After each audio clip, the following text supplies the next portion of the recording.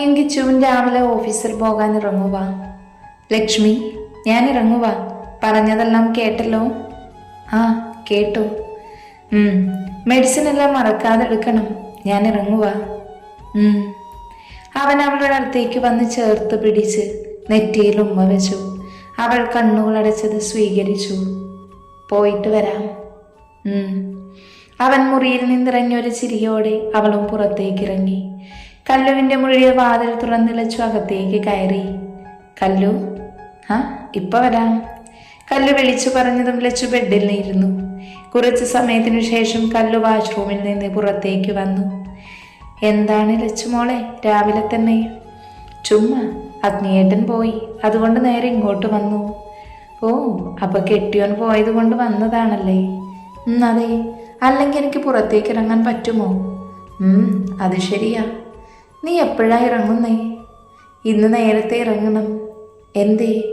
ഓ, ഇന്ന് സെമിനാറുണ്ട്, അത് കഴിഞ്ഞാൽ വരാം. ആണോ? വന്നിട്ട് നോട്ട്സ് എഴുതാം. എന്നാ വാ, ഞാൻ ഇറങ്ങുക, നമുക്ക് ഒരുമിച്ച് കഴിക്കാം. ആ. അവർ രണ്ടുപേരും താഴേക്കിറങ്ങി നേരെ ഡൈനിങ് ടേബിൾ ചെന്നിരുന്നു. അമ്മേ, വരുന്നുവല്ലോ. ദേവിയമ്മയും സുജാമയും അങ്ങോട്ട് വന്നു. ഇന്നെന്താ കഴിക്കാൻ? ഇഡലി. എന്തേ, നിനക്ക് ഇഷ്ടമായില്ലേ? ഓ, ഇഷ്ടമായില്ലെങ്കിലും കഴിക്കണ്ടേ? എന്നാ നീ കഴിക്കണ്ട. ഞാൻ ചുമ്മാ പറഞ്ഞതല്ലേ. പിന്നെയൊന്നും മിണ്ടാതെ വേഗം കഴിച്ചെഴുന്നേറ്റു. ഞാൻ ഇറങ്ങുക. ഇന്നെന്താ നേരത്തെ? ഇന്ന് സെമിനാറാ, നേരത്തെ ചെല്ലണം, ഉച്ചയ്ക്ക് ഞാനെത്തും. ആണോ? പോയിട്ട് വാ. Okay, bye. Lachu, tata. Kallu അവരോട് പറഞ്ഞ് കോളേജിലേക്ക് പോയി. മോൾക്ക് മെഡിസിൻ കഴിക്കണ്ടേ? ആമ്മേ, ചെല്ല്, പോയി കഴിച്ചിട്ട് വിശ്രമിച്ചോ. ലച്ചു അവളുടെ മുറിയിലേക്ക് പോയി. അച്ഛനും അമ്മയും കഴിച്ചില്ലല്ലോ? ഇല്ല, ഞാൻ ചെന്ന് വിളിച്ചിട്ട് വരാം. ദേവിയമ്മ അച്ഛനെയും അമ്മയുടെയും അടുത്തേക്ക് ചെന്നു. വാതിലിൽ മുട്ടി വിളിച്ചു. അമ്മേ, കയറി വാ. ദേവിയമ്മ അകത്തേക്ക് കയറി ചെന്നു. ആ, രണ്ടുപേരും സംസാരിച്ചിരിക്കുവാണോ? കഴിക്കാൻ വരുന്നില്ലേ? ഞങ്ങൾ വരാൻ തുടങ്ങുമായിരുന്നു. ആണോ? എന്നാ വാ, കഴിക്കാൻ എടുത്തു വെച്ചു. ദേവിയമ്മ അവരോട് പറഞ്ഞ് പുറത്തിറങ്ങി. പിറകെ അച്ഛനും അമ്മയും വന്നു. ഡൈനിങ് ടേബിളിൽ സുജാമ ഭക്ഷണം എടുത്തു വെച്ചു. അപ്പോഴേക്കും അങ്ങോട്ട് അവർ വന്നിരുന്നു. എല്ലാവരും കഴിച്ചോ? ഇല്ല, ഇനി ഞങ്ങൾ മാത്രമേ ഉള്ളൂ. ആണോ? മാധവനും ഇന്ദ്രനും എന്തേ? അവരെന്തോ ആവശ്യത്തിന് പുറത്തു പോയി. ലച്ചു കഴിച്ചോ? കഴിച്ചു, മുറിയിലുണ്ട്. മടുത്തു കാണുമല്ലേ? അതെ. എന്നാ നിങ്ങളും ഇരിക്ക്, ഇനി ആരുമില്ലല്ലോ. പിന്നെ എല്ലാവരും കഴിക്കാനിരുന്നു. ഇതേ സമയം അഗ്നി ഓഫീസിൽ തിരക്കിലാണ്. ഇമ്പോർട്ടൻ്റ് ആയ ഫയൽ നോക്കുവാണ്. നോക്കുന്തോറും അവൻ്റെ മുഖം ദേഷ്യം കൊണ്ട് ചുവന്നു. എന്താണിത് കാണിച്ചു വെച്ചിരിക്കുന്നേ? സർ, മിനിമം കോമൺ സെൻസ് ഇല്ലേ തനിക്ക്? സർ, മനസ്സിലാകില്ല തനിക്ക്. ഈ ഫയൽ കൊണ്ടുപോയി വേസ്റ്റ് കൊട്ടയിൽ കൊണ്ടുപോയി ഇട്. Sorry sir. എനിക്ക് തന്നെ സോറി അല്ല വേണ്ടത്, എത്രയും പെട്ടെന്ന് ഇത് തിരുത്തിക്കൊണ്ട് വരണം. Okay sir. Get out. അഗ്നി അലറിയതും അയാൾ പേടിയോടെ ഇറങ്ങിപ്പോയി. അഗ്നി അവൻ്റെ വർക്കിലേക്ക് തിരിഞ്ഞു. സമയം കടന്നുപോയി. ഫോൺ ബെല്ലടിച്ചതും അവൻ എടുത്തു നോക്കി. വൈഫ് കോളിംഗ് എന്ന് കണ്ടതും അവൻ പെട്ടെന്നെടുത്തു. ഹലോ, അഗ്നിയേട്ടാ. പറ, എന്താ വിളിച്ചേ?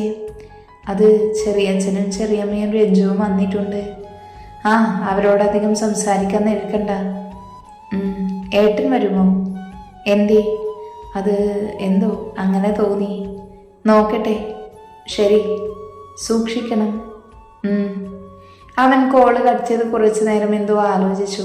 പിന്നെ പെട്ടെന്ന് റിയയെ വിളിച്ചു. സർ. റിയ, ഇന്ന് മീറ്റിംഗ് എന്തെങ്കിലും ഉണ്ടോ? No sir. ഓക്കെ, എന്തെങ്കിലും ഉണ്ടെങ്കിൽ കിരണായിട്ട് സംസാരിച്ചാൽ മതി. ഞാൻ ഇറങ്ങുക. Okay sir. അവൻ ലാപ്പെടുത്ത് ബാഗിൽ വെച്ച് ഫോണെടുത്ത് പുറത്തേക്ക് ഇറങ്ങി.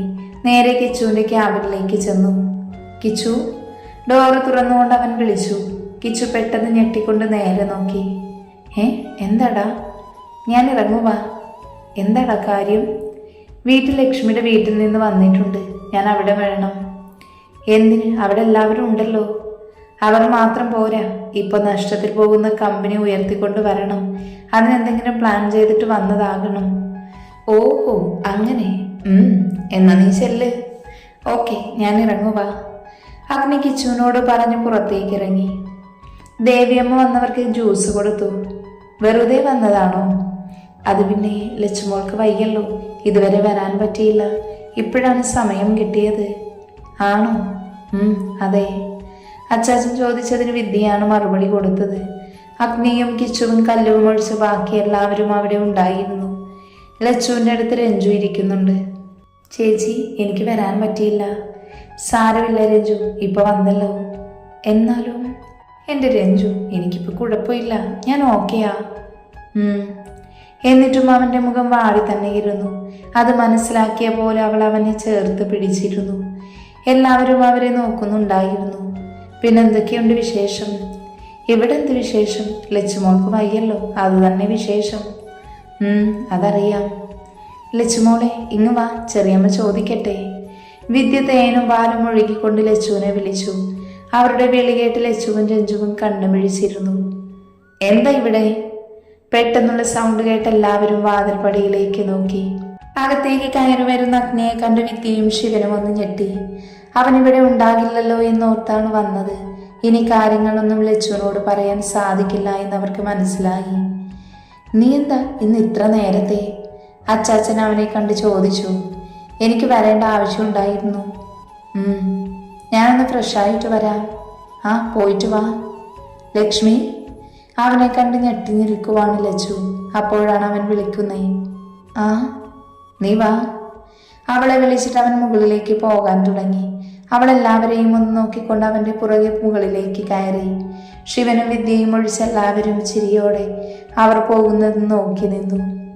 അഗ്നി എന്താ ഞങ്ങളെ കണ്ടൊന്നും മിണ്ടാതെ പോയത്? അവൻ വന്നതല്ലേ ഉള്ളൂ, ഫ്രഷായി വരാമെന്നല്ലേ പറഞ്ഞത്.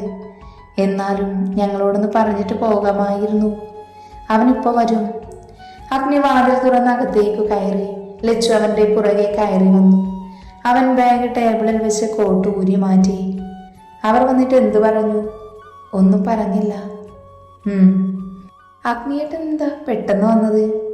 നീയല്ല വിളിച്ചത്, വരാമോ എന്ന് ചോദിച്ചു.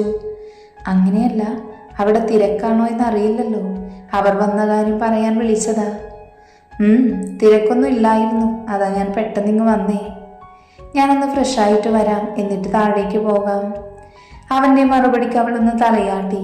അവൻ വാഷ്റൂമിലേക്ക് കയറിപ്പോയി. ലച്ചു ബാൽക്കണിയിലേക്ക് പോയിരുന്നു. കുറച്ച് സമയത്തിനു ശേഷം അവൻ ഫ്രഷായി വന്നു. മുറിയിൽ അവളെ കാണാതായപ്പോൾ അവൻ ബാൽക്കണിയിലേക്ക് നോക്കി. അവിടെ ഇരിക്കുന്നത് കണ്ടതും അവൻ അവളുടെ അടുത്തേക്ക് ചെന്നു. ഇവിടെ വന്നിരിക്കുവാണോ? പുറകിൽ നിന്ന് അവൻ്റെ സൗണ്ട് കേട്ട് ലച്ചു എഴുന്നേറ്റ് തിരിഞ്ഞു നോക്കി. എന്താ? ഒന്നുമില്ല, താഴേക്ക് പോകാം. അതിനു മുൻപ് എനിക്ക് കുറച്ച് കാര്യങ്ങൾ പറയാനുണ്ട്. എന്താ അഗ്നിയേട്ടാ? ഇപ്പോൾ അവർ വന്നിരിക്കുന്നത് എന്തിനാണെന്നറിയുമോ? എന്തിനാ? ഇപ്പം കമ്പനി നഷ്ടത്തിലാണ്, പൈസ ആവശ്യമുണ്ട്. ഇവിടെ വന്ന് നിന്നോട് ചോദിച്ചാൽ സഹായിക്കുമെന്ന് വിചാരിച്ചാണ് വന്നത്. അയ്യോ, നമുക്ക് സഹായിക്കാം. നിനക്ക് അവരെ അറിയില്ലേ? ഇത് കമ്പനിക്ക് വേണ്ടിയൊന്നുമല്ല, അവർക്ക് പൈസയില്ല, അതിനാണ് വന്നത്, അല്ലാതെ കമ്പനിക്ക് വേണ്ടിയൊന്നുമല്ല. എൻ്റെ അച്ഛൻ കഷ്ടപ്പെട്ടുണ്ടാക്കിയതാണ് കമ്പനി. കമ്പനി നിന്റെ പേരിലാണ്, അതുകൊണ്ട് നമുക്കത് സ്വന്തമാക്കാം. പക്ഷേ എങ്ങനെ? നിന്റെ റെസ്റ്റ് കഴിയും വരെ ഇങ്ങനെ പോകട്ടെ, അത് കഴിഞ്ഞ് നമുക്കതങ്ങ് വാങ്ങിച്ചെടുക്കാം. ടെൻഷനൊന്നും വേണ്ട, നിന്റെ പേരിലാണ് കമ്പനി. നിനക്ക് 18 വയസ്സാകുമ്പോൾ സ്വന്തമാകും. അതറിഞ്ഞുകൊണ്ട് അവർ നിന്നെ അവിടെ നിന്ന് മാറ്റാനുള്ള വഴി കണ്ടുപിടിച്ചിരുന്നു. എന്തിനാ ഇങ്ങനെയെല്ലാം? എല്ലാം ഞാൻ പറയാം, ഇപ്പം താഴേക്ക് പോകാം. അവർ എന്തൊക്കെ പറഞ്ഞാലും അതൊന്നും മൈൻഡ് ചെയ്യണ്ട. വാ. അവൻ അവളുടെ കയ്യിൽ പിടിച്ച് മുറിയിൽ നിന്നിറങ്ങി. താഴേക്ക് ഇറങ്ങി വന്നപ്പോൾ ശിവനും വിദ്യയും സംസാരിച്ചിരിക്കുവാണ്. അവരെ കണ്ടതും വേണമോ വേണ്ടയോ എന്ന രീതിയിൽ ഒന്ന് ചിരിച്ചു കാണിച്ചു. അഗ്നി സോഫയിലിരുന്ന് അടുത്ത ലച്ചുവിനെയും പിടിച്ചിരുത്തി. എന്താണ് പെട്ടെന്ന് ഓരോ വരവ്? അത് പിന്നെ ലച്ചുമോൾക്ക് വയ്യാതിരിക്കുവല്ലേ? വയ്യാതായിട്ട് ദിവസം കുറേ ആയല്ലോ. അത് ഞങ്ങൾ കുറച്ച് തിരക്കിലായിപ്പോയി. ഓ, മോളെ ഒന്ന് കാണാതെ ഒരു സമാധാനവും ഇല്ലായിരുന്നു. അതെ, വരാൻ പറ്റാതിന് സങ്കടമുണ്ടായിരുന്നു. ഇപ്പൊ കണ്ടപ്പോൾ സമാധാനമായി. വിദ്യ പറഞ്ഞതിന് പുറകെ ശിവനും പറഞ്ഞു. ലച്ചു മോളെ വന്ന് ചെറിയമ്മ ചോദിക്കട്ടെ? ലച്ചു അവരെ അത്ഭുതത്തോടെ നോക്കുവാണ്. ചെല്ലു ലക്ഷ്മി, അവരെ വിളിച്ചതല്ലേ. അഗ്നി പറഞ്ഞതും അവളൊന്ന് മൂളിക്കൊണ്ട് അവൻ്റെ അടുത്തിരുന്ന് എഴുന്നേറ്റ് അവരുടെ അടുത്തേക്ക് ചെന്നു. ഇവിടെ ഇരിക്കും മോളെ.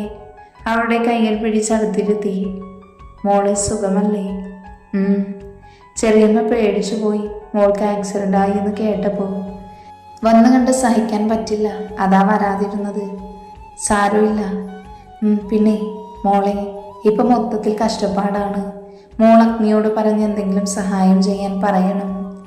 ഞാൻ പറഞ്ഞ ഒന്നും ചെയ്യില്ല, അതൊക്കെ മോളെ കൊണ്ട് പറ്റും. ഞാൻ പറയാം. പെട്ടെന്ന് തന്നെ പറയണേ മോളെ, ഇല്ലെങ്കിൽ പട്ടിണിയായി പോകും. എന്നാൽ ഞങ്ങൾ ഇറങ്ങട്ടെ.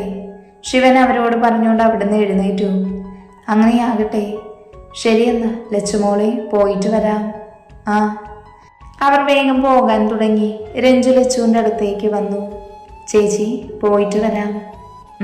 നീ ഇടയ്ക്ക് ഇതുവഴി വാ. വരാം ചേച്ചി. അഗ്നിയേട്ട, പോയിട്ട് വരാം. ഓക്കെ രഞ്ജു. അവൻ എല്ലാവരെയും നോക്കി പുറത്തേക്ക് ഇറങ്ങി. അവർ പോകുന്നത് നോക്കി എല്ലാവരും അവിടെ ഇരുന്നു. ലച്ചുമോളെ കാണാൻ വന്നതാണ് എന്നൊക്കെ ചുമ്മാ പറഞ്ഞതാ. അതെ, അവർക്കിപ്പോൾ നമ്മൾ പണം എന്തെങ്കിലും സഹായം ചെയ്യണം. അതിനുവേണ്ടി കണ്ടെത്തിയ വഴിയാണിത്. കൊടുക്കുന്നുണ്ട് കുറെ. അഗ്നി, കമ്പനി മോളുടെ പേരിലല്ലേ? അതെ അച്ഛാ. എത്രയും പെട്ടെന്ന് അത് നമ്മുടെ കയ്യിലെത്തണം. അതിനുള്ള വഴി ഞാൻ നോക്കുന്നുണ്ട്. ഇത്രയും നാൾ അതുകൊണ്ട് നടന്നു, നശിപ്പിച്ചു. ഇനി അത് വേണ്ട. ഞാൻ നോക്കിക്കോളാം. ലച്ചുമോൾ എന്തൊന്നും പറയാത്തത്? അതിപ്പോ എനിക്ക് നോക്കാൻ പറ്റില്ലല്ലോ. കോഴ്സ് കഴിഞ്ഞിട്ട് വേണം നോക്കി നടത്താൻ. ഞാനൊരു കാര്യം പറയട്ടെ. എന്താച്ചാ? അത് നമ്മുടെ കമ്പനിയായി മേജർ ചെയ്യാം. അതാകുമ്പോൾ അഗ്നിയും കിച്ചുവും നോക്കിക്കോളും. ലച്ചു പഠനം കഴിയുമ്പോൾ കമ്പനിയിൽ കയറിയാൽ മതിയല്ലോ. അത് നല്ല തീരുമാനമാണ്. അഗ്നി, എന്താ നിന്റെ അഭിപ്രായം? അതെനിക്ക് പ്രശ്നമൊന്നുമില്ല. ലക്ഷ്മി എന്ത് പറയുന്നു? അച്ഛൻ പറഞ്ഞതല്ലേ, നല്ലതാകുമ്പോൾ കമ്പനി നശിച്ചു പോകുമെന്നൊരു പേടി എനിക്ക് വേണ്ടല്ലോ. എന്നാൽ നമുക്ക് അങ്ങനെ ചെയ്യാം. കിച്ചു കൂടെ വരട്ടെ, എന്നിട്ട് തീരുമാനിക്കാം. എന്നാ പിന്നെ അങ്ങനെ ചെയ്യാം. എന്നെല്ലാവരും ഭക്ഷണം കഴിക്കാൻ വാ. ദേവി, എടുത്തു വെക്ക്. പിന്നെ എല്ലാവരും ഭക്ഷണം കഴിക്കാനിരുന്നു. ഭക്ഷണം കഴിച്ചു കഴിഞ്ഞ് എല്ലാവരും മുറിയിലേക്ക് പോയി. ലച്ചു മുറിയിൽ വരുമ്പോൾ അഗ്നി ലാപ്പിലാണ്. അവൾ അവനെ ഒന്ന് നോക്കി മെഡിസിൻ എടുത്ത് കഴിച്ചു. അവനെ നോക്കിക്കൊണ്ട് ബാൽക്കണിയിലേക്ക് പോയി. ചുമ്മാ അവിടെ ദൂരേക്ക് നോക്കി അങ്ങനെയിരുന്നു. അഗ്നി വർക്കെല്ലാം ഒന്ന് ഒതുക്കി ലാപ്പെടുത്ത് വെച്ചു. അവൻ മുറിയിൽ മൊത്തത്തിൽ ഒന്ന് നോക്കിക്കൊണ്ട് ബാൽക്കണിയിലേക്ക് ചെന്നു. ലച്ചു അവിടെ ഇരിക്കുന്നത് കണ്ട് അവൻ ചിരിയോടെ അവളുടെ അടുത്തേക്കിരുന്നു. എന്താണ് ഇവിടെ ഇങ്ങനെ ഇരിക്കുന്നേ? അഗ്നിയേട്ടൻ ജോലി ചെയ്യുവല്ലേ, അപ്പൊ വെറുതെ വന്നിരുന്നതാ? ആണോ? അവനൊരു ചിരിയോടെ അവളെ നോക്കിയിരുന്നു. അവന്റെ നോട്ടമറിഞ്ഞ പോലെ അവൾ ചുവന്നു തുടുത്തു. അത് കണ്ടതും അവൻ അവളിലേക്ക് കുറച്ചുകൂടെ ചേർന്നിരുന്നു. അവളിൽ പരിഭ്രമം നിറഞ്ഞു. കഴുത്തിൽ വിയർപ്പ് പൊടിഞ്ഞു. അവൻ കൊതിയോടെ കഴുത്തിലേക്ക് നോക്കിയിരുന്നു.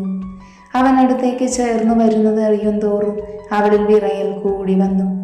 അവൻ അവളിൽ അടിമപ്പെട്ടതുപോലെ അവളുടെ കഴുത്തിലൂതി.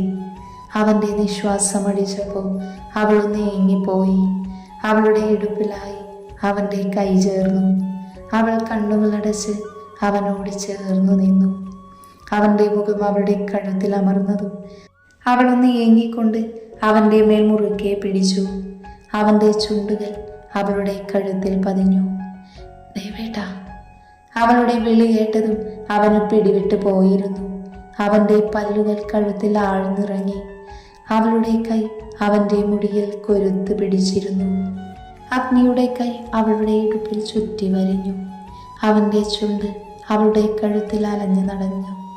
എന്തോ അത്രത്തോളം പഞ്ഞിപ്പോലെയായിരുന്നു അവളുടെ ശരീരം. അവളിൽ മാത്രം അവൻ അടിമപ്പെട്ടതുപോലെ തോന്നിയ അഗ്നിക്ക് അവളുടെ ഗന്ധം അവന്റെ നാസികയിലേക്കും അടിച്ചു കയറി. അതെല്ലാം അവന്റെ സിരകളെ ഉണർത്തി. ഞരമ്പുകൾ വലിഞ്ഞു മുറുകി. അവന്റെ വികാരം അവന് പോലും അടക്കി നിർത്താൻ പറ്റാതെയായി. അത്രത്തോളം ലക്ഷ്മി എന്ന പെണ്ണിലേക്ക് അവൻ അടുത്തു പോയിരുന്നു. അത്രത്തോളം അവന്റെ ഉള്ളിൽ അവളോടുള്ള പ്രണയം നിറഞ്ഞു തുളുമ്പിയിരുന്നു.